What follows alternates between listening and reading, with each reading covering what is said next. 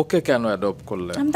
আমি আরো 100 বাচ্চা হলে আরো 98টা নিতে হবে। কিন্তু এটা তো অনেক বিগ রেসপন্সিবিলিটি না, কারণ আমি 100 তুমি বাচ্চার মা হতে চাই। সেটা ঠিক এবং আছে, আল্লাহ আমাকে কিন্তু অতটুকু বড়লোক করুক, মানে অসাধারণ, বড় করুক অসাধারণ। বলি নাই, আমি বলছি আমাকে বড় লোক করুক, কারণ অনেক টাকা লাগে বাচ্চাদেরকে পালতে হলে, ঠিকঠাক মতো বড় করতে হলে। কিন্তু তোমার পাশে তো কেউ নেই, তুমি একা একা কিভাবে এত দূর আমি জার্নি পারবো, করবে? বিশ্বাস করেন না, আমি পারবো। তুমি প্রিয়মকে কোথায় পেলে? আল্লাহ দিছে। ওর বোধ গত বছরের থার্ড আপনি মে। দেখছেন ওর চেহারা পুরো আমার মতো, এবং এটা একদম, নিয়ে অনেক একদম। সমস্যা মানুষদের, যে ওর মতো চেহারা আবার এরকম কেন, মানে ভাই। আমি এও শুনেছি, মানে মানুষের লোকের কথা তো আসলে কোনো মিনিংলেস, হ্যাঁ, বলে যে ও হচ্ছে শো অফ করবার জন্য অ্যাডপ্ট করেছে, কারণ হয় না সেলিব্রিটি। তাইলে আমার বাচ্চাদের নামে শুরু থেকে পেজ থাকতো। না, আমি বলছি পেজ থেকে ইনকাম হয় না, সোশ্যাল মিডিয়া থেকে ইনকাম তো হয়, ইউটিউবে চ্যানেল থাকতো, সাহিম মোহাম্মদ পূর্ণ, সাফিরা সুলতানা প্রিয়ম, কই যেটা ওদের অনেকে নামে তো করে। পেজ নাই কেন, কেন করি নাই? আর তুমি যে শো অফের জন্য করো সেটা আমি কিছু কিছু সাক্ষী আমি দেখেছি অনেক কিছুদিন নায়িকা তো আগে। করছে ভাই, আমাদের ইন্ডাস্ট্রি তো করছে অনেক, মানে স্টাবলিশ, মানে তারকারা, আসলে তারকা খ্যাতি যাদেরকে বলা হয়, তারা তো সবাই বাচ্চাদের নামে পেজ আছে। তো আমি সেটাকে বলি নাই যে সেটা আসলে অনেক খারাপ কিছু, করতেই পারে, কিন্তু আমার ব্যক্তিগতটা চয়েস আছে না, যে আমি আসলে কি করব, অবশ্যই। এবং ওরা আসলে এটাতে কতটুকু ইউজ টু হবে, ওরা আসলে বড় হয়ে এটা কি চায় না সেটা তো আমি জানি না।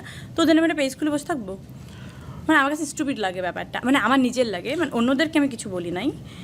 তো তুমি দুজনকেই এত সমানভাবে আদর করো এবং এত সমানভাবে কেয়ার করো, সেটা দেখলে কিন্তু খুব ভালো লাগে। কিছুদিন আগে পূর্ণর জন্মদিন ছিল, 10 আগস্ট বোধহয়, 10 আগস্ট না?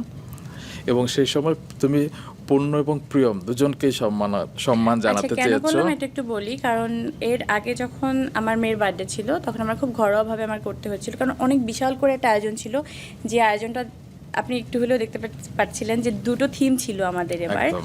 একটা ছিল মুন থিম, একটা ছিল রোজ থিম।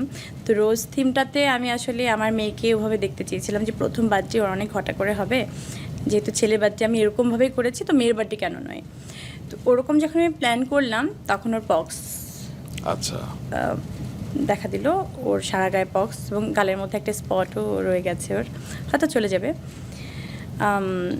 তখন তো আসলে সম্ভব না। তো এই ব্যাপারটা কি আমি আসলে পাবলিককে জানাবো যে আমার মেয়ের তো পক্স হচ্ছে জানেন, এই জন্য কিন্তু আমি বার্থডে করতে পারছি না? এটা নিয়েও আমাকে অনেক কথা শুনতে হলো, যে ছেলের বার্থডে তো ঘটা করে করছে, মেয়ের বার্থডে তো কোনো খবর নেই।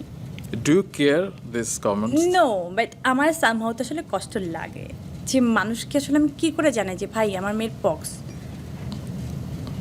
তবে আমি পার্টির একটি বিষয় উল্লেখ করতেই চাই। সবাই এলো, তুমি এলে, পূর্ণ সেও এলো, জানি করলেন জানি না। কিন্তু হঠাৎ করে তুমি অস্থির হয়ে গেলে কারণ প্রিয়ম কাঁদছে, এবং হ্যাঁ, তুমি প্রিয়ম- সবাইকে বললে সবাই একটু বসেন, আমার মেয়েটা কাঁদছে, আমার মেয়েটাকে একটু ঠান্ডা করে আসি এবং মেয়েটাকে একটু খাইয়ে আসি। তুমি মেয়েকে নিয়ে ছুটে চললে ওপরে। এই যে ভালোবাসাটা, এটা কিন্তু আমাদেরকে স্পর্শ করেছে। না, আসলে বাবু তো হচ্ছে, বাবু তো দুইটা, একটা বড় বাবু একটা ছোটো বাবু, বললে মানে সব কনফিউজ হয়ে যায়। তো মেয়ে কখনোই হচ্ছে এত ক্রাউড দেখেনি, ও মানুষের মধ্যে যে ইউজ টু না, অনেক আননোন মানুষ দেখে ইউজ টু না, ও না ক্র্যাঙ্কি হয়েছিল শুরু থেকে। তো আমি দুদিন আগে যখন ফ্লোরে কাজ চলছিল, দুদিন আগেই কিন্তু ওকে নিয়ে বের হওয়া শুরু করলাম, তাও মানে হয় না হঠাৎ করে আপনি কাউকে ইউজ টু করতে পারবেন না, তারপরও যতটুকু পারা যায় আমি ট্রাই করছিলাম, যে ওই একটা সময় একটা মেমোরিজ তো ধরে রাখি, যে তুই বাবা বড় হয়ে তো দেখতে পারবি। অবশ্যই, এবং এত ভালো লেগেছে ওদেরকে দেখে। তবে যখন পাবলিকরা লিখে ওর জন্যই দত্তক আসলে মেয়ে দত্তক মেয়ে, হ্যাঁ। হ্যাঁ, সেটা নিয়েও তুমি একটা পোস্ট দিয়েছিলে। মানে কথার আগে আমার মেয়ে বলার আগে বলে দত্তক মেয়ে, মানে ওনাদের কি সমস্যা আমি জানি না। এটা হয়তো আমরা অনেকে ইনসেন্সিবল, সেই কারণে হয়তো আমরা একটু মানুষকে সহমর্মী হিসেবে দেখি না, আমরা যা মন চায় আমরা ফেসবুকে লিখে দেই, সেটারই একটা ব্যাড ইফেক্ট। অনেক উইয়ার্ড বিষয়টা।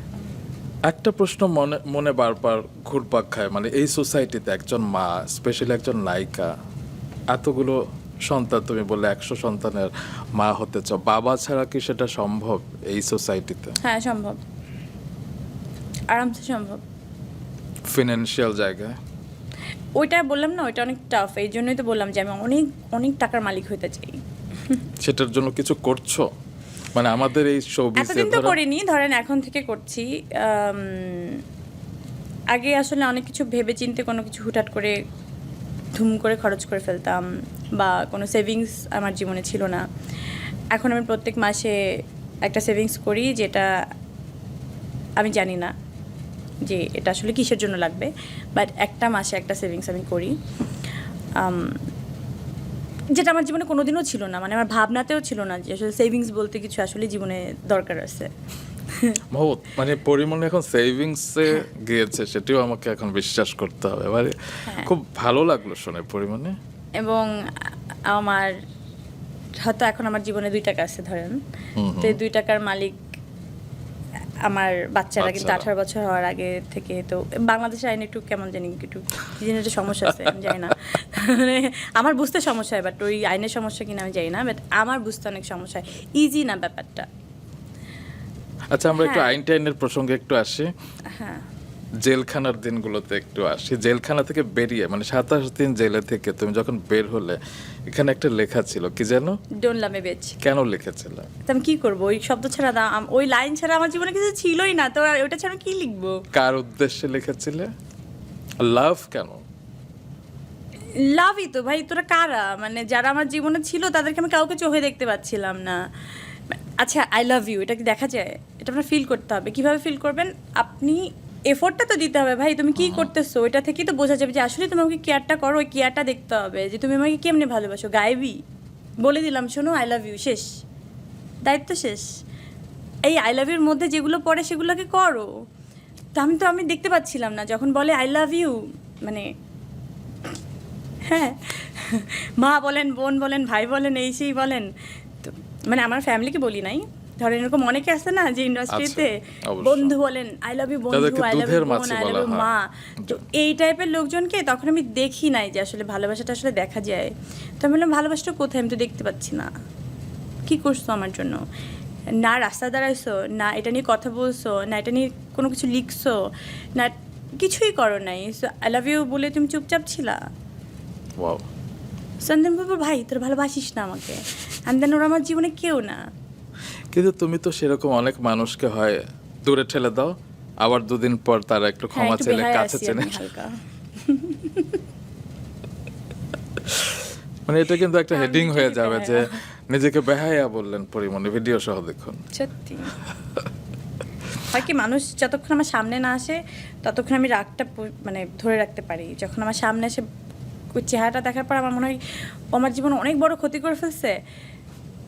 এরকম হয়েছে একটা, যারা যেমন মামলা টামলা নিয়ে, তো উনি মানে সামহাও অনেক রকমভাবে বসাতে চায় না যে চলো বসি, চলো সমাধান করি। আমি জানি আমি সামনাসামনি হয়তো ওই ফেসটা দেখতে পারবো না, তো এমন একটা ফেস করে রাখবে যেটাতে আমি হয়তো সামহাও ওটার মধ্যে আমি গলে যেতে পারি, যে নাও যেটা করতে চাচ্ছি ওটার মধ্যে আমি গলে গেছি। দেন আমি ভয়ে আসলে ওটা করি না। আমি সামনাসামনি যাওয়ার পরে আমি আসলে গলে যাই, অ্যান্ড দেন কী হয়, আমি একটা মানুষের থেকে অনেক পালায় বাড়াই। এই লাস্ট একটা অ্যাওয়ার্ড শোতেও একসাথে যখন দেখছি যে না একজন মানুষ অ্যাওয়ার্ড পাচ্ছে, তো আমি ফ্লোরটা ছেড়ে দিচ্ছি যে আমারটাও নিয়ে যা, কিন্তু আমি যাই নাই। আমি অথরিটিকে যারা মানে যারা আসলে ছিল পুরো ব্যাপারটার মধ্যে, তাদেরকে সরিও বলেছি যে আমি আসলে যেতে পারিনি বিকজ অফ দ্য রিজন। আমার কাছে এই ব্যক্তিগত এই ব্যাপারটা অনেক বেশি ইম্পর্ট্যান্ট, প্রফেশনাল দিক থেকেও। এই কথাগুলো তুমি কখনো বলো না, আমি আর জানতে চাই যে আপনার সাথে কথা বলতে অনেক আরাম লাগতেছে, মন খুলে বলতেছি। আমি কিন্তু জানি না কে কে দেখতেছে, কে কে দেখবে, কে দেখবে না। আমি মনে হচ্ছে আপনার সাথেই কথা বলতেছি। আমরা আড্ডা দিচ্ছি। আচ্ছা পরিমাণে রিমান্ডে কি হয়েছিল তোমার সাথে? রিমান্ড একটা ফালতু জিনিস। রিমান্ডের জিনিসপত্র সব ভাঙা চূড়ায়, হ্যান মানুষকে ভয় দেখানোর জন্য বড় বড় করে ছবি লাগানো হয়, যেগুলো হচ্ছে মানে আমি বলছি যেগুলো চেঞ্জ করতে, এগুলো দেখে কেউ ভয় পাবে না, মানে উইয়ার্ড। হয়তো ওরা যদি কেউ মানে, কিন্তু ডিপার্টমেন্ট যদি ভাগ করতে চান তাহলে বলবো যে সিআইডি আসলে অনেক বেশি ইন্টেলিজেন্ট, তারা আসলে জেনে বুঝে শুনে ঠিকঠাক মতো কথা বলে। কিন্তু ড্যান্ডিখোর যেন রাস্তার মধ্যে পড়ে থাকে, ওরা হচ্ছে লাইক র্যাবে যারা ছিল ওরা মনে হয় মানে খুবই উইয়ার্ড, মানে কী কোশ্চেন করে, কী করে না করে, মনে হয় মানে প্রত্যেকটাই আসলে মানে আমার তো নেশার টোশার কী যেনের জন্য ধরছিল না, ব্লেম করা হচ্ছিল যে আমার থেকে এই পাওয়া গেছে মাদক Right. মনে হচ্ছে ওরাই মাদক ফাদক খেয়ে বসে আছে, মানে কারো আচরণ ঠিক নাই, মানে উইয়ার্ড, মানে ও মাই গড। আমি বলছি আল্লাহ কি হয়েছে, আমার মনে হচ্ছিল ওদেরকে সেবা করা উচিত, ট্রিটমেন্ট করা উচিত, কি করবো এখন আমি। আর তোমাকে কি টর্চার করেছিল এমনি মেন্টালি না ফিজিক্যালি? আগে তো কথা বলতে জানতে হবে, তারপর না আপনি ভাই একটা মানুষের সাথে বসবেন, তাকাবেন, ওকে থ্রেট দিবেন নাকি ওর থেকে কি বের করবেন, এটা আপনাকে ডিসাইড করতে হবে। আগে আপনার জানতে হবে যে আপনি আসলে কী চান। ওনারা আসলে জানেই না ওনারা আসলে কী চায়, আসলে আমরা কেন নিচ্ছে ওরা নিজেরাও জানে না। ওনারা জিজ্ঞেস করে, ওনারা জিজ্ঞেস করে, মানে আমি জিজ্ঞেস করি ভাই কী হয়েছে কি, তাহলে কি করবো? ওনারা জিজ্ঞেস করেন, আমি বলছি, আমার সামনে কেন, বৌদিকে যে জিজ্ঞেস করেন। আচ্ছা, জেলখানা 27 দিন ছিলে, হ্যাঁ, সেই অভিজ্ঞতা নিয়ে নিশ্চয়ই একদিন বই লিখবে। একটু লেখা আমাদেরকে। শেষ। হ্যাঁ, লেখা শেষ। লেখা শেষ? কবে আসছে? ওটা আমি লিখছি, মানে একদম জেল থেকে আসার পর পরে লিখছি। বাহ, ওটা আমরা কবে পড়বো? আমার ছেলে যদি বড় হয় ওই আসলে পাবলিশ করবে, এটা হয়তো এটা বানাতেও পারে।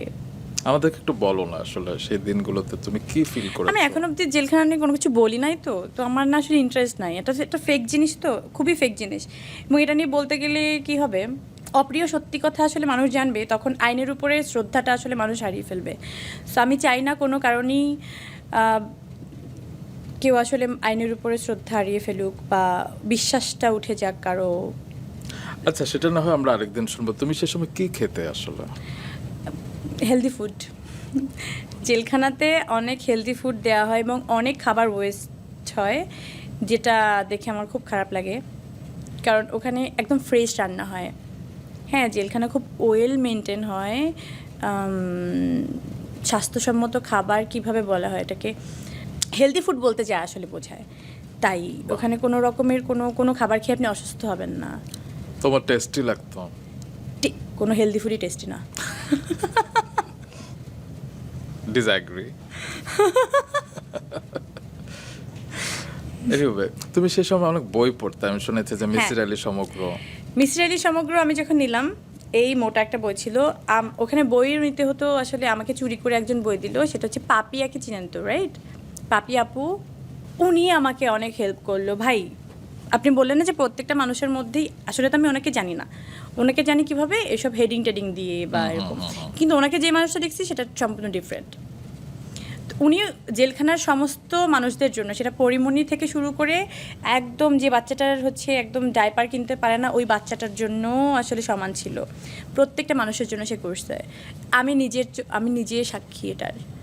সেই মানুষটাকে আমি জীবনও খারাপ বলতে পারবো না, সে ডেফিনেটলি হতে পারে খারাপ, আমি জানি না, আমার চোখে যতটুকু দেখা সে আসলে ওই সময় প্রত্যেকটা জেলখানার প্রত্যেকটা মানুষের জন্য ফেরেশতা সমান ছিল। এটা আমি নির্দ্বিধায় বলতে পারবো।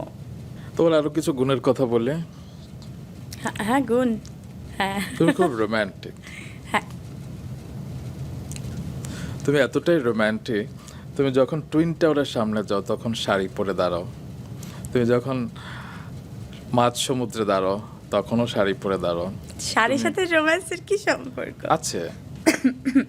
তুমি কবিদের দেখোনি, সাহিত্যিকদের দেখোনি, তুমি যখন পূর্ণিমা দেখতে ভালোবাসো, তুমি যখন সাদা মেঘ দেখতে ভালোবাসো, তুমি চাও যে বিশ্বের সব প্রজাপতির তুমি ছবি তুলবে, এটিই কিন্তু রোম্যান্টিসিজম, এবং তুমি খুব ভালো ছবি তুলো। হ্যাঁ, ট্রু। আমি দর্শকদের একটা সিক্রেট ফাঁস করবো, তুমি একসময় আদ্যক্ষরের মানুষদেরকে প্রেমিক কিংবা বিয়ে করতে চাইতে, কারণ তুমি ছোটবেলা থেকে রবীন্দ্রনাথ ঠাকুরের ভক্ত ছিলে, প্রেমিকা ছিলে, এবং 4 বার তুমি নামে কেউ আমার বয়ফ্রেন্ড ছিল? সেটা আমি জানি না। ভাই নো, নো ওয়ে, নাই। রবীন্দ্রনাথ ঠাকুর তো ছিল, হ্যাঁ। এখনো আছেন, এবং তুমি 4 বার শেষের কবিতা পড়েছিলে ছোটবেলা থেকে। তো তোমার হাতে আমি প্রায় সঞ্চয়িতা দেখি, তোমার বাসায় একটা দেয়াল আছে সেখানে রবীন্দ্রনাথ আছে, একদম পুরো এবং- সমগ্র আছে। এবং তুমি সঙ্গীত শিল্পী না হয়েও তোমার বাসায় গিটার আছে, সেখানে টুংটাং হয়। এত রোমান্টিসিজম তোমার ভিতরে, সেটা কিন্তু অনেকে জানে না। তোমার আরেকটা গুণ আছে, সেটা হচ্ছে তুমি খুব ভালো রান্না করতে পারো, এবং আমি তোমার রান্না টেস্ট করবার সুযোগ পেয়েছি, সেটা গরুর মাংস হোক, সেটা কফি হোক, এবং তুমি যখন নানার চলে যাবার পর একটি পায়েস করেছিলে মিলাদের দিন, অসাধারণ অসাধারণ। তুমি কিন্তু এটা নিয়ে বিজনেস করতে পারো। আমার একজন কেস পার্টনার আছে, ওনার নাম হচ্ছে কি দীপু। পার্টনার? মানে আমরা একসাথে জেলে গেছিলাম। তো দীপু আমাকে মাঝে মাঝে বলি, দীপু খুব ভালো রান্না করে, Yeah. ও শিখছে আসলে রান্না প্রফেশনালি। তো আমি বললাম যে চলো একটা রেস্টুরেন্ট দিই। তো আমার এটাও মাথায় আছে যে দিতে পারো somehow- কিন্তু। হ্যাঁ দিতে পারি, একটু ফ্রি হই। যখন অবসরে যাব তখন আমার মনে হয়।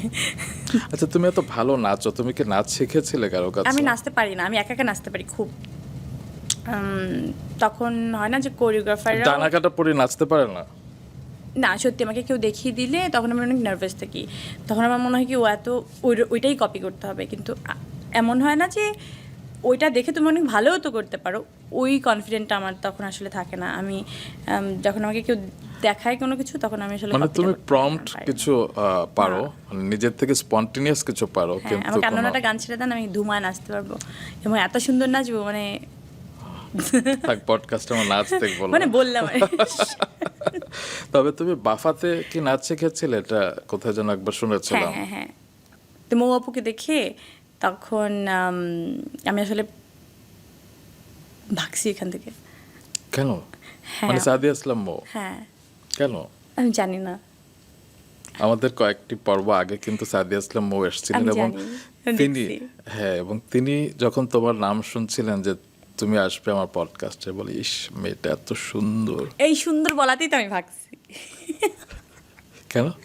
আমি জানি না, উনি উনি যখন বলছিল যে তুমি এত আমি আমি না মনে হয় যে ওনার কথাগুলো আমার কান থেকে ঢুকছিল আর আমি ওনাকে দেখছিলাম। তার মানে ছোটো ছিলাম তো, মানে বয়সে না পিচি। তো উনি আমার চুলের প্রশংসা করছিল, আমার গায়ের রং কী কী জানি বলছিল, আর আমার হচ্ছে আমি কালকে থেকে আর আসতে পারবো না। কেন আমি এখনো জানি না, নার্ভাস হয়ে গেছিলাম আমি। পরে আজকে আমি আরেকটা মিসকনসেপশন ক্লিয়ার করতে চাই তোমার একটি অ্যাওয়ার্ড নিয়ে। হ্যাঁ। এবং তুমি স্বপ্নজাল চলচ্চিত্রের জন্য তুমি মেরিল প্রথম আলো পুরস্কার পেয়েছিলে, সমালোচক। সমালোচকের রায়ে একটা বিশেষ পুরস্কার পেয়েছিলে তুমি। এবং সেই পুরস্কারটিকে অনেকেই এখনো ধারণা করে তুমি সে সময় একটু কান্নাকাটি করেছিলে। হ্যাঁ, কান্না করতে করতে স্টেজে উঠছিলাম। কান্নাকাটি করতে করতে স্টেজে উঠেছিলে। তো হ্যাঁ, অনেকে, সবাই বলে যে আমি অ্যাওয়ার্ডটা পাই নাই বলে কাঁদছিলাম। কারণ তার আগে বেস্ট ফিল্ম দিল, বেস্ট ডিরেক্টর দিল, বেস্ট অ্যাক্ট্রেস দিল, বেস্ট অ্যাক্টর দিল, বেস্ট অ্যাক্ট্রেসে তোমার মনোনয়ন হচ্ছিল, তুমি পাওনি। সবাই ভেবেছে, তারপর তুমি কান্না করেছো, তারপর তোমার হাতে অ্যাওয়ার্ড দিয়েছে। কিন্তু তোমার যে ক্রেজ, তুমি ফেসবুকে ছবিটা দিতেও পারো, সেই ক্রেজটে লেখা মেরিল প্রথম আলো সমালোচক পুরস্কার বিশেষ পুরস্কার। তুমি যদি কান্নাকাটি করো উইদিন 2 মিনিটস কি ক্রেজটে হ্যাঁ, এটা লেখা লেখা সম্ভব? হয়ে গেছে। কিন্তু সেই সময় অনেকেই আমরা দেখেছি যে তুমি রাগ করে বিহাইন্ড দ্য সিন চলে গিয়েছিলে, একদম গ্রিন রুমে চলে গিয়েছিলে, সেখানে তারপর কি কি যেন হলো। হ্যাঁ, এবং আমার তারপর মানে এই স্টেজ তো, স্টেজের পেছনে একটুখানি জায়গা, তারপরে হচ্ছে ব্যাক স্টেজ আর কি, যেটা Right. সবাই সব আর্টিস্টরা থাকে, টেবিল থাকে, চেয়ার Ready থাকে, করে, হ্যাঁ। মিরর থাকে। তো ওইখানে আমার ব্রেকআপ হচ্ছিল, চিল্লাচিল্লি, কান্নাকাটি, ঝগড়াঝাটি, এর মধ্যে নামানাম চামচ। এখন আমি যাবো কি করে, আমি কানবো নাকি অ্যাওয়ার্ড রিসিভ করবো? আমি আরও চিল্লাছি, তখন আরও চিল্লাচিল্লি করতেছি। এরপরে মাঝখানে একজন কে আসলো, ওর সাথে আমার ঝগড়া হচ্ছিল। আমার মনে হচ্ছে সেটা হচ্ছে মামুন ভাই, প্রথম আলো মামুন শফিক ভাই। আল মামুন। হ্যাঁ, ওনার সাথে আমার ফাইট মাঝখানে। ফাইট মানে হচ্ছে মারামারি না আর কি। উনিও কথা বলতেছে, এই চুপ কর, তো এভাবে যাইতে হবে, কাজল ল্যাপটাচ্ছে। তোর কি কাজল ল্যাপটাচ্ছে? দিচ্ছিল, হ্যাঁ তোর কিছু বলবো না, তুই এরকমই, মানে আজ না দুনিয়ার আবল তাবল হচ্ছিল। তারপর ছোটো মানুষই কেন করছিলাম জানি না, সামা হয় না ইমোশনালি কখন আপনি ধুম করে ব্রেক খান, এবং সেটা কখন যে আমি ব্রেকটা করলাম, একটু পরে আমার নাম অ্যানাউন্স হচ্ছে। এবং তারপর যে দৃশ্যটা হলো একদম সিনেমার মতো। দে টিস্যু দে, এভাবে টিস্যুটা নিচ্ছি, কাঁদতে কাঁদতে পুরো উঠছি, আমি উঠেছি, আবার জড়ায় ধরছি গলা কবরে পায়, জড়ায় ধরে বলছি কি হয়েছে বাবু, শান্ত হওয়া। উনি তো জানেন আমি এক্সাইটেড, এই জন্য কাঁদতেছি। আসলে তো না, যে আমার মাঝখানে কত কিছু হয়ে গেল। মানে এটা একটু সিনেমার মতো, লাইক তুমি পিছনে গেলে এবং তারপর যখন নাম এবং অ্যানাউন্স আমার হলো, মনে আছে যে আমার তো জুতা খোলা, তো আমি জুতাটা হাতে নিয়ে নিয়ে উঠতেছিলাম স্টেজে। কে জানি আমাকে বলছে হাত থেকে রাখো, রাখার পরে আমি জুতাটা পরছি, পরার পরে উঠছি।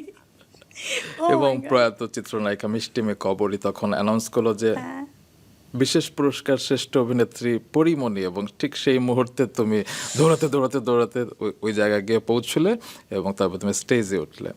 এখনো যখন বলা হয় যে তুমি আসলে কান্নার কারণে পুরস্কারটি পেয়েছো, সবাই তোমার কি কান্দো মনে হয়? ভাই, প্লিজ সবাই কান্না করে দিয়েন স্টেজে পিছনে উঠছে, সবাই এই পুরস্কার পেয়ে যাবেন।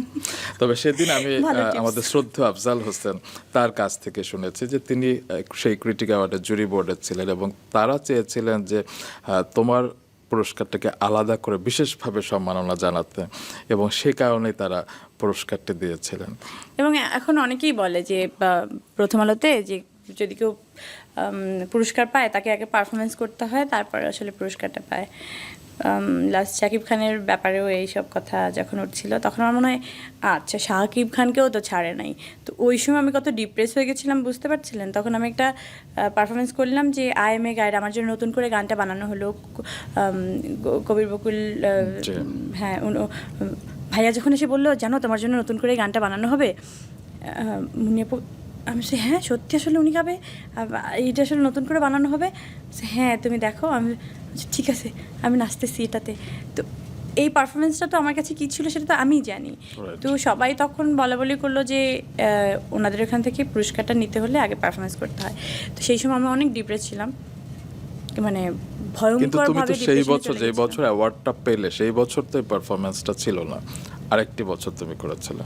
না বাট এটার সাথে তো এত গুলিয়ে টুলিয়ে ফেলে মানুষ আমাকে এটা আচ্ছা, আচ্ছা। তখন তো আমার বয়সই ছিল না যে কিন্তু এসব এই count ধারণাটা করার। খুবই ভুল, তুমিও এখন জানো যে পারফরমেন্স করলেই অ্যাওয়ার্ড পাওয়া যায়। ভুল তো ছিলাম তখন, মানে ধরেন একটু যখন ম্যাচিউর হলাম তখন তো বুঝতে পারলাম, কিন্তু তারপরে কি হলো কেউ তো আমাকে বুঝিয়ে দেয়নি ব্যাপারটা।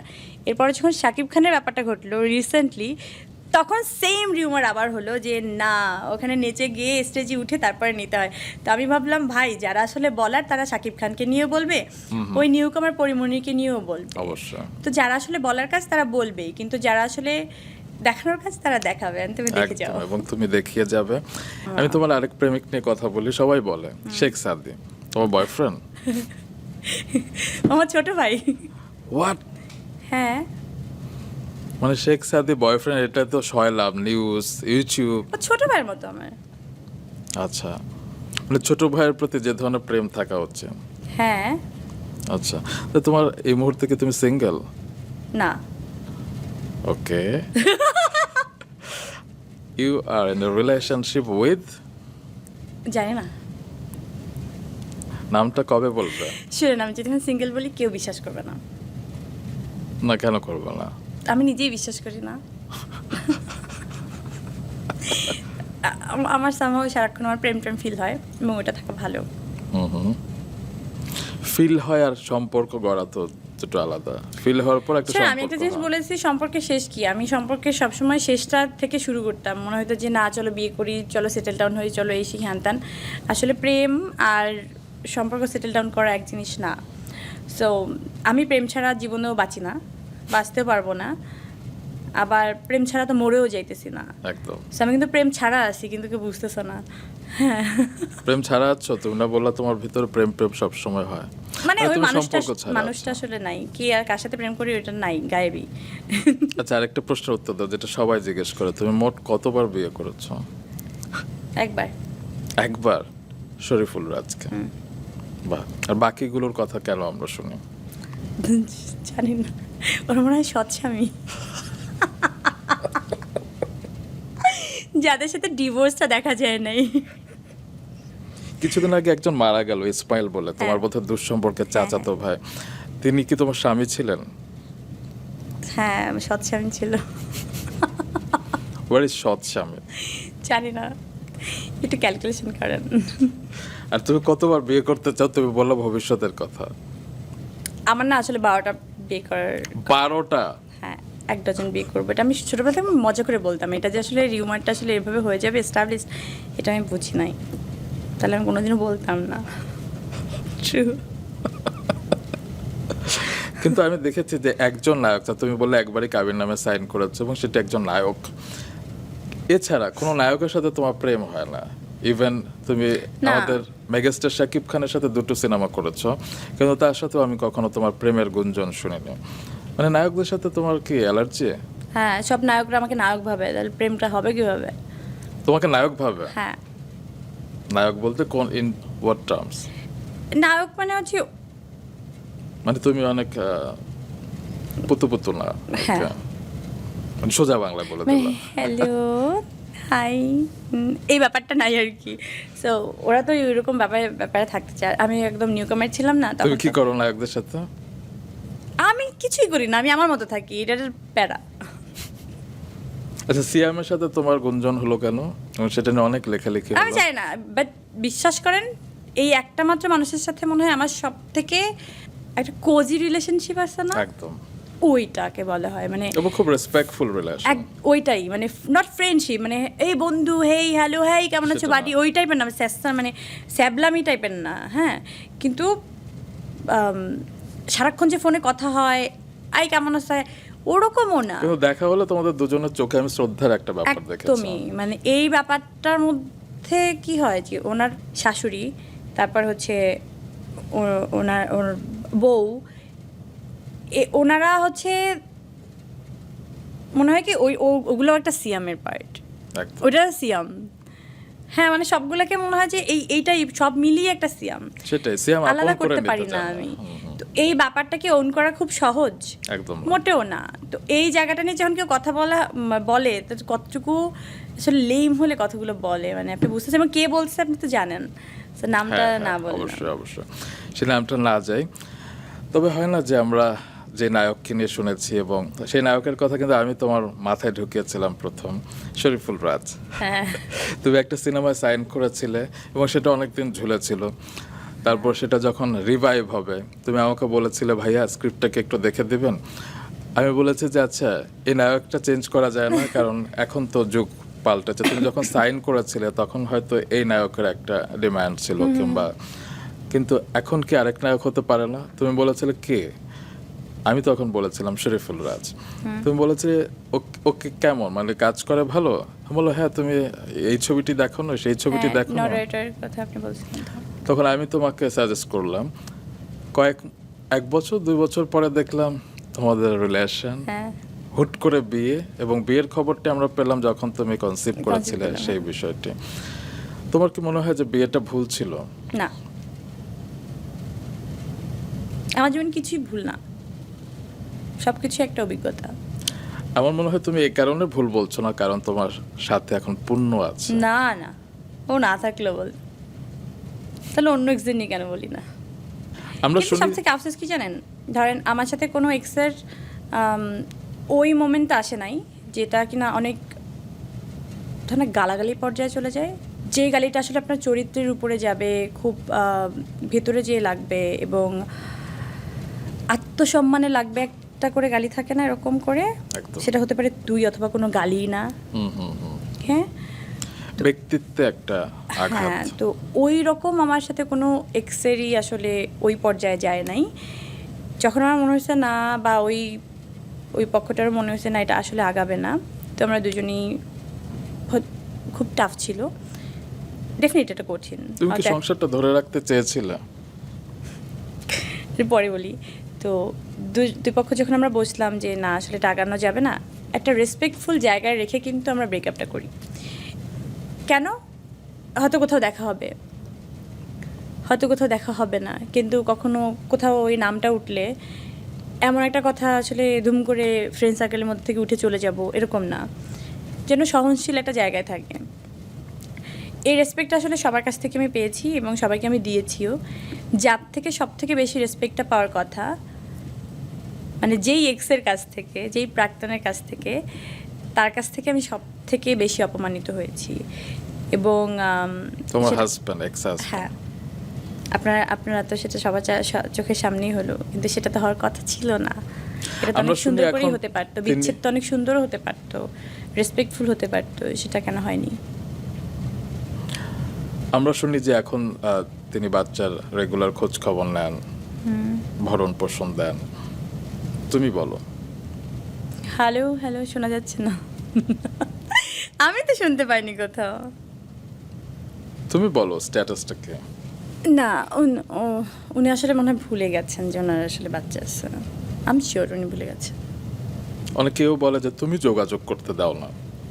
শুনেন, এসব কমপ্লেন আসলে বড় হয়ে আমার বাচ্চা ডিসাইড করবে আসলে কোন কমপ্লেনটা আসলে ও নিবে, কোনটা নিবে না, এবং কোনটা আসলে ওর জন্য ধোয়াশে এবং ধোঁয়াশার মধ্যে আছে এবং ওটা ক্লিয়ার। আমি ওর প্রত্যেকটা কথা, ধরেন একটা পাবলিক একটা কথা বললো, সেটাও কিন্তু আমি অনেক ক্লিয়ার করে ওর জন্য রেখে গেছি। যদি আমি আজকেও মরে যাই, ও কিন্তু আজকের থেকে এই অবধি যেগুলো কথা হয়েছে সবগুলো কিন্তু প্রমাণ ও একদম সরাসরি পেয়ে যাবে। আমি ওভাবে ওর কাছে রেখে গেছি। আমার কাজই এটা এখন জীবনের। বললাম না, মাদারহুডে আমি কোনোভাবে ফেল করতে চাই না, Wow. আমি করবোও না। তো ও আমাকে কোনোদিন আঙুল তুলে কথা বলতে পারবে না, আমার বাচ্চা। সেটা হচ্ছে, হ্যাঁ, এমন না যে ওর বাবাকে অনেক ডিসরেসপেক্ট করে কথা বলবে বা ওইভাবে আমি ওকে মানে স্পেসটাও দেবে না তুমি। বড় করতেছি বা ওইভাবে আমি কানের মধ্যে ওইভাবে নো, আমি একদমই এসব কথা কিছু বলিই না। সো আমার বাচ্চাকে নিয়ে যখন আমি টিকা দিতে চাই, ধরেন ভ্যাকসিন, রেগুলার একটা ভ্যাকসিন থাকে না বাচ্চাদের 6 বছর 7 বছর পর্যন্ত, এখন তো 11 বছর পর্যন্ত মনে হয় শুনতেছি। আমি বাচ্চা যেদিন হয় ওই দিনের রেজিস্ট্রেশনে ওর নাম্বার দিতে হয়, একটা ফোন নাম্বার, যেটাতে ওর সমস্ত আপডেট আসে। ও হসপিটালে গেল, হসপিটাল থেকে বের হলো, প্রত্যেকটা কিন্তু SMS ওনার কাছে যায়। তার নামটা নিতে পারতেছি না, খটকা লাগতেছে। কোনো দরকার নেই। এনিওয়ে, হ্যাঁ, আসতেছে না মুখে, বাড়তেছে। আসলে আমি ওনাদের নাম নিতে চাই না। তো ওই মানুষটার কাছে যায় SMS-গুলো, তো দেখে না যে হসপিটালে SMS দেখতেছে। তো তারপর আচ্ছা, ওর যে বার্থডে গেল, বুঝলাম। আমি এখন কমপ্লেন জানাতে বসি নাই, কিন্তু যখন বলতেছে সবাই যে ওর খোঁজখবর নিতে চায় কিন্তু আমি নিতে দেই না, এটা ভুল জিনিস। উনি না হলে নিতে পারতেছে না, আর নানা কারণে কী হয়েছে না হয়েছে, উনি ভুলে গেছে, যেটা আমি মনে করতেছি। সেটা তো আপনারা জানেন না কেন ভুলে গেছে, কেন এই কথা বলতেছি, এগুলো তো আমি ক্লিয়ার করবো না এখানে, যে উনি আসলে ভুলে যায়। কিন্তু ওনার যে ফ্যামিলি আছে, ওনার ফ্যামিলির তো একটা মাত্র বাচ্চা, প্রথম বাচ্চা এখন অবধি। তো ওনার বাপ মা নাই, ওনার দাদা দাদি নেই, মানে আমার বাচ্চার দাদা দাদি নেই। তারা কেন, নাকি তারাও এক্স হয়ে গেছে? আপনি রক্ত মুছতে পারবেন? এভাবে সম্পর্ক মোছা যায়? তারা কেন একটা ফোন দেয় না স্পেশাল ডেতে, ওর বার্থডেতে, ওর যখন জ্বর হয়, ওর যখন কাশি হয়, যখন অসুস্থ হয়, তখন কেন খোঁজখবর নেয় না? খোঁজখবর নেওয়া মানে তো এই না যে ভরণ পোষণ দাও। আমার বাচ্চার ভরণ পোষণ লাগে না, লাগলে বলিস আমি দিব না, সমস্যা নাই। ভরণ পোষণের জন্য তো আমি আমার বাচ্চাকে ধরেন মানে এটা তো অসম্ভব, ওরা কি ভরণ পোষণ দিবে? কিন্তু একটা আছে না যে আপনি একটা ফোন দিবেন, কথা বলবেন, শুনো তোমার দাদি ফোন দিছে, তোমার দাদা ফোন দিছে, তো তারা কি হয়েছে? তারাও ভুলে গেছে? আসলে ব্যাপারটাই এরকম। তো এটা নিয়ে আসলে কথা বললে না কমপ্লেনই আসবে, তো ওই মানুষটাকে রীতিমতো ছোটোই করা হবে। ওনারা নিয়ে আমি কথা বলতে চাই নাই, আর কোনো দিন হয়তো কথাও বলবো না। আপনার সাথে কোনো কিছু নিয়ে লুকাই না, এবং কথা বলতে অনেক ইজি লাগে, এবং এটাই মনে হয় আমার লাস্ট কথা থাকবে ওনাকে নিয়ে। আমি তো ওনাকে ছেড়েই দিছি, কোনো রকম মামলা মকদ্দমা হ্যান ত্যান কোনো কিছু নিয়ে কোনো কিছুর মধ্যে যাই নাই। উনি আমাকে একটু ঠিকঠাক মতো ভালো থাকতে দিক, কিন্তু ওইভাবে দাবি না করুক। যখন কাজের লোকজনের সাথে দেখা হয়, মানে আমার কাজের জোনের যেই মানুষগুলো, আমার টিমের যে মানুষগুলো, আমার হেয়ার ড্রেসের সাথে দেখা হলো, এই শোনো, বাচ্চাকে দেখলে আমার বাচ্চাকে জড়ায় ধরে 500 চুমা দিও। আমার যে একটু কস্টিউম ডিজাইনার, ওর নাম হচ্ছে জিমি, ও মাঝখানে আসলো, জানো আপি, ওখানে একটু অন্যরকম একটা মানুষ। তো এসে বললো, জানো আপনি কী বলছে ভাইয়া? ও তো ভয় পাচ্ছে। বলতাম, কী বলছে? বলে সাইমকে জড়া ধরে 500 চুমা দিতে বলছে। তো এটা মানুষকে বলতেছে, আপনি বুঝতেছেন জিমি কি ভাবতেছে? যে ও মনে হয় বাচ্চাকে মিস করতেছে, এই জন্য এইসব কথা বলতেছে। সামহাও এটাই তো মনে করবে। এই ফেক জিনিসপত্র যদি আসলেই এস্টাবলিশ করতে চায়, তাহলে ভাই। আচ্ছা, তোমাদের ঝামেলা নিয়ে আমি কোনো কথা শুনতে চাই না, কেন হয়েছিল, কেন সংসার ভেঙেছে। তবে এখানে কি কোনো তৃতীয় পক্ষ ছিল? না, মানে সেটা শুধুই মাত্র তোমাদের মধ্যে আন্ডারস্ট্যান্ডিং এর একটা ঝামেলা আর কি। হ্যাঁ, তুমি তো তোমার দিক থেকে চেষ্টা করেছো, তিনি চেষ্টা করেননি? চেষ্টা যে করতে হয় এটাই তো জানে না ও, বা কারো চেষ্টাকে সমর্থন জানাতে হয় সেটাও তো জানে না। আমি শুধু একটা কথাই আপনার মানে এখান থেকে বলার, যেহেতু আপনি এখানে কোশ্চেন করছেন, তার মানে এটা আসলেই অনেক আমাদের ইন্ডাস্ট্রির মধ্যে অনেক ব্যাপারটা ছড়াইছে যে বাচ্চার বার্থডেটা হওয়ার পরের থেকে বেশি এস্টাবলিশ হয়ে গেছে যে ও আমাকে খোঁজখবর নিতে চাইছিল এবং আমার জন্য নিতে পারছে না। এটা খুবই একটা ফেক জিনিস, এবং আমি চাই যে ও কোনোভাবেই ইন্ডাস্ট্রিতে কারো কাছে এই নাকে কান্না না কান্না করে ও আসলে নিজে নিজে বিলিভ করার চেষ্টা করুক যে আমার একটা বাচ্চা আছে এবং আমি একটা বাচ্চার বাপ। তবে হয় না, আমাদেরও অনেক সময় আমরা যত বয়সী হই, যেই জেন্ডারই থাকো, আমাদের সবার একটা হাত লাগে। যদি অসুস্থ হই, মন ভালো থাকলে, মন খারাপ থাকলে একটা কাঁধ লাগে। তোমার কখনো একা লাগে না? না, এখন লাগে না। তুমি যত একটা আবরণ ধরে রাখো, দিন শেষে কিন্তু আমরা যখন আয়নার সামনে ওই দাঁড়াই, ওই ওই একা, ইয়া ডেফিনেটলি। তুমি নিজে নিজে কখনো আউটবার্স করো, একদম ইমোশনালি তুমি ভেঙে পড়েছো এরকম, তখন তুমি নিজেকে সামলে নাও কিভাবে? আমি আসলে ওই যে বললাম না, নিজে নিজে ডিসাইড করতে হয় আমি কতক্ষণ কাঁদবো। কারণ আমি যখন বাথরুমে কান্না করি, কেউ তো আসলে আমার পাশ মানে আমার বেডরুম থেকে এসে কান পেতে শুনবে না যে আমি কান্না করছি, Right. এবং একটা সময় নক করবে যে এই বের হও। সো আমি নিজেকে নিজে নক করি, কতক্ষণ কানবা, বের হও। So, yeah. আমি একটু তোমার বাবা মার প্রসঙ্গে আসি। তুমি যাদেরকে ঠিকঠাকভাবে দেখোই নাই, কারণ তোমার বোধ হবার আগেই তারা চলে গেছেন। তোমার বয়স যখন 3, তখন তোমার বাবা, যিনি পুলিশ কনস্টেবল ছিলেন, মনিরুল ইসলাম, এবং তার তখন ঢাকায় পোস্টিং হয়। যায় না, আমি বাবার সম্পর্কে খোঁচাই নাই কখনো, আচ্ছা। আমার ইন্টারেস্ট জাগে না। এবং আমার না যে আমার মনে হয় আমার বাচ্চারও এরকম হবে, ও জানবে না কিছু, ও বলবেই না কিছু, যেটা আপনার জীবনে নাই অস্তিত্ব বা ওই ব্যাপারটা আপনি ফিল করেন না, তো আপনি কেন জানতে চাবেন? তো আমার কোনো ইন্টারেস্ট জাগে নাই, কারণ ওটা ইম্পর্টেন্ট আমার কোনো সাবজেক্ট মনে হতো না। না, এরকম না যে আমি বাবাকে অনেক হেট করি বা ওই সম্পর্কে আমি আমাকে কেউ কিছু লুকায় রাখছে, ওরকম না। বাট আমি এত আদর পাইছি আমার নানার থেকে, আমার নানির থেকে। বাবা মাটা হচ্ছে আমার নানা এবং নানি, এর বাইরে অন্য কিছু আমি চিন্তা করতে পারতাম না। এর বাইরে মনে হবে যে শোনো না, বাবার নামে কেউ আছে, শোনো না বা মা নামে কেউ আছে, ওই সম্পর্কে একটু বলো। সো ওইটুক বাচ্চা আসলে ওই সময় থেকে এমনভাবে আমি বড় হয়েছি যে ওইটা বিষয়টা মাথায় ঢুকতে দেয় নাই কেউ আমাকে, এত আহ্লাদে এত আদরে আমি আসলে বড় হয়েছি। তুমি যে কিছুদিন আগে মাইলস্টোনের ঘটনায় তুমি প্যানিক অ্যাটাক হয়েছিল আগুনের কারণে, হ্যাঁ, আমার আমি মা শুনেছি। আগুনে পড়ে মারা গেছে। তুমি সেটা শুনেছো? আমি দেখছি, আমার মনে আছে। তোমার বয়স কত ছিল? 3 বছর। মা আগুনে পড়ে মারা গেছে? হ্যাঁ, মনে আছে। আর তোমার বাবাকে নাকি সব তো মনে কুপিয়ে, নেই, একটু একটু মনে আছে আমার। বাবাকে কি কুপিয়ে হত্যা করা হয়েছিল এরকম? আমি জানি না, জখম ছিল। হ্যাঁ, যাই হোক, তুমি যেটা বলছিলে তোমার নানা নানি ছিল তোমার বাবা মার মতো, এবং তুমি নানার জন্য কি করেছো সেটা তো পুরো বাংলাদেশ দেখেছে সবসময়, এবং তোমার প্রত্যেকটি জন্মদিনে তিনি থাকতেন মধ্যমণি হয়ে। এই জন্য তার জন্মদিন হয় না আমার। আমি কেক কাটতে পারি না ওনাকে ছাড়া। এবং তুমি আমাকে একটা কথা বলছিলে, তোমার জন্মদিন 24 অক্টোবর, অক্টোবর। এবং তিনি মারা গেছেন হচ্ছে 24 নভেম্বর 2023। 24 তারিখে গেল বলেন। এবং সেই কারণে তোমার জন্য 24 তারিখটা আর হ্যাঁ। কখনো আনন্দের হবে না, কারণ তোমার নানা তিনি শতবর্ষী ছিলেন, এবং শামসুল হক গাজী তিনি তোমাদের সেখানকার স্কুলে প্রধান শিক্ষক ছিলেন।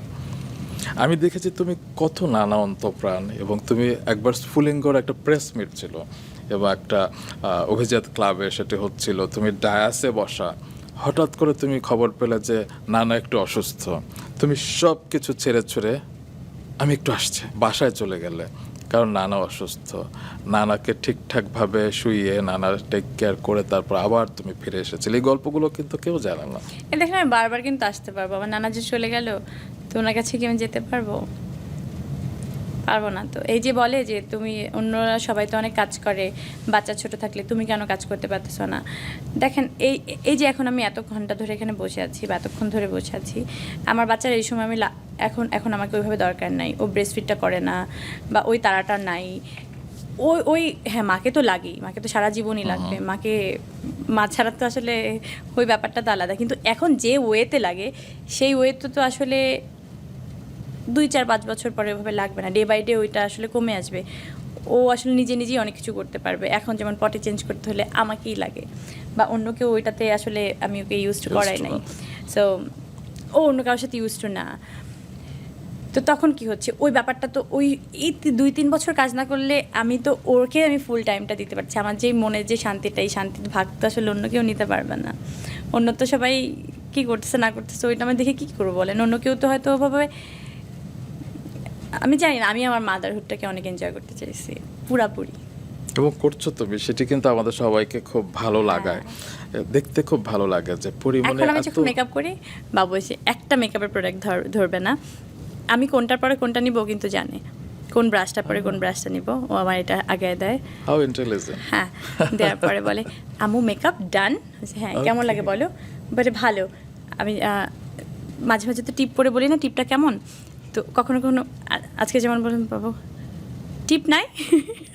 ভাবছে না বাবা শাড়ি পরিনি, আজকে টিপ নেই।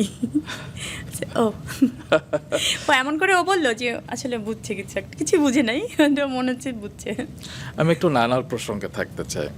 নানার যখন চলে গেলেন, তুমি বরিশালে গিয়েছিলে মৃত্যুবার্ষিকীতে, এবং তুমি এত এত এত মানুষের খাবার একাই রান্না করলে। 2500। 2500 মানুষের খাবার চিত্রনায়িকা পরিমণি রান্না করেছে। কি কি রান্না করেছিলে? সব তো আসলে আমি রান্না করি নাই, আমি গরুর মাংস মশলা দিয়ে দিলাম। আচ্ছা, বা আমি পুরোটা দেখছিলাম, দেখভাল করার দায়িত্ব আমার ছিল। তবে যখন মিলাদটা হলো না, নানা চলে যাবার পর তুমি একটা পায়েস করেছিলে এবং সবাইকে গ্লাসে গ্লাসে করে দিচ্ছিলে, এবং হঠাৎ করে আমাকে দিলে, এবং তারপর তোমার ওইটা তো মনে হলো ঢাকার বাসায় ছিল, হ্যাঁ, কিন্তু এবং- আমি বরিশালেও রান্না করছিলাম, পুরো ডেকে ডেকে এত বড় বড় মনে আছে Oh যে my God. মাটির ওই যে ইট টিট দিয়ে চুলা টুলা বানানো অনেক বড় করে রান্না করা হয়েছিল, ওইটাতেও আমি পুরোপুরি সব কিছু চিনি টিনি থেকে শুরু করে সব কিছু আমি দিয়েছিলাম। অসাধারণ, এবং সেই টেস্ট কিন্তু এখন আমার মুখে লেগে আছে। আবেগ দিয়ে কিছু করলে আসলে সব কিছুই ভালো হয়, এবং ওখানে যারা ছিল সবাই খুব তৃপ্তি ভরে সেটা খেয়েছে এবং নানার জন্য দোয়া করেছে। তুমি যখন নানার সামনে গিয়ে এখন দাঁড়াও, কি কথা বলো? কিছু না, জিজ্ঞেস করি কেমন আছো, এবং অনেক অভিমান হয়, যা যা করতাম তাই তাই করি। আমার মনে হয় না সে আমার সাথে নাই, আমার মনে হয় সে আমার সাথে আছে। তারপর মিস করো না তার একটা স্পর্শ কিংবা তার কোনো কথা, সে কোনো হয়তো কথা বলছে না? আমি তাকে ভুলতেই পারি না, তাকে মিস কেমনি করবো, মানে তাকে ভুলতে হবে, আর তার ভুলতে পারি না এক সেকেন্ডের জন্য। আর মনে আছে আমি প্রথম ডাক্তার কাছে গেছি, তার একটু ভুলতে চাই, এর জন্য কোনো মেডিসিন আছে? আমার আমার আসলে নানুভের ব্যাপারটা অনেক, হ্যাঁ অনেক সুন্দর আমার জন্য, কিন্তু অনেক পেইনফুলও। আমি মনে করতে চাই না, কিন্তু সম্ভব মন থেকে সরাইতে পারি না। সেটা তুমি পারবে না, কারণ তোমার নানাই ছিল তোমার বাবা, নানাই ছিল মা, নানাই ছিল নানা, নানাই ছিল সব। এবং তিনি last ছিলেন তোমার কিছুদিন হলো আমি কিছুটা জানি। বাচ্চার মতো, তুমি এত টেক কেয়ার করতে, যতবার হসপিটালে ছিল তুমি প্যানিক হয়ে সারাক্ষণ হসপিটালে থাকতে। এবং হ্যাঁ, আমার মনে আছে একদিকে বাবু ছোট, আমার এত বড় একটা ধকল গেল আমার জীবন থেকে আফটার ডিভোর্স। দু রুমে দুজন, একটা একটা দুইটাই কেউ হাঁটতে পারে না তখন। এক রুমে আমার নানা, এই করিডোর, এই একটা হচ্ছে দরজা, এই একটা দরজা, সামনাসামনি দরজা, করিডোরটা এরকম। তো আমি করিডোরের মাঝখানে একটা সময় হাতে গ্লাভস পরে এরকম করে দাঁড়িয়ে আছি, আমি জানি না আমি কী করবো। একদিকে নানু ভাই টয়লেট পরিষ্কার করতে হচ্ছে, একদিকে বাবু ডাইপার চেঞ্জ করতে হচ্ছে, সেম একই টাইমে একই জিনিস। এবং চেঞ্জ করে এসে দাঁড়ালাম, আবার নানু ভাই টয়লেট পরিষ্কার করতে হবে। তো আমার হচ্ছে আমি হাতের গ্লাভসটা চেঞ্জ করতে পারলাম না, এর মধ্যে আমি একটা সময় ভাবলাম যে ওয়াও, জীবন আসলে সুন্দর, চলো এনজয়, লাইফটা এনজয় করো, চলো চলো। তো এই মানুষটির জন্য আমি একটা হাততালি দিতে চাই, কারণ যার একটা শিশুর মতো মন রয়েছে, একটা সরল মন রয়েছে, যে বাচ্চাদের জন্য, যে বয়স্কদের জন্য, যে নিঃস্বর জন্য, যে গরিবের জন্য, যে নারীদের জন্য, মায়েদের জন্য এত কিছু ভাবে, এত কিছু করে, তাকে আমি সালাম জানাতে চাই। কারণ প্রত্যেকটা মানুষের ভিতরে ভালো খারাপ সব সত্তাই আছে, পরিমণির ভিতরেও আছে। হ্যাঁ, আমি প্রচুর তবে- প্রচুর প্রচন্ড রকম আছি, কিন্তু ভালো সত্তাগুলো এত ভালো, সেগুলো কিন্তু আমাদের মুগ্ধ করে। পরি একটা পডকাস্টে আসলে সব টপিক চলে আসা সম্ভব নয়, কারণ আমি তোমার বলছিলাম যে আমাকে নিয়ে সিরিয়াল বানাইতে হবে তাহলে।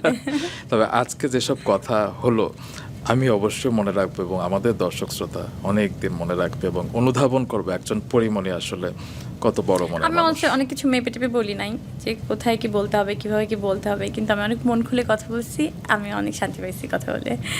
Thank you. কেমন লাগলো? আমাদের সব ঠিকঠাক ছিল? আমি জানি না, কিন্তু আমার খালি মনে হয়েছে যে আমি কোনো শোতে বসে যেভাবে মেপে মেপে কথা বলতে হয়, আমার একটা সময় আমি অনেক ডিসাইড করছি যে আসলে মেপে মেপে কতক্ষণ। একটা সময় কি মনে হবে যে যখন তোমাকে নিয়ে আসলে কেউ কথা বলবে তোমার অবর্তমানে, আমি যখন থাকবো না, তখন কি ফেক জিনিসপত্র নিয়েই তোমাকে রিসার্চ করা হবে, নাকি মনে হবে যে না পড়ি আসলে এরকম। তো আমি আসলে যেরকম ওরকমই আসলে দেখাতে চাই, এবং কোনো কারণে এই যে মেপে হাসা, মেপে কথা বলা, ওই মাপার মধ্যে আসলে আমি থাকতে চাই না।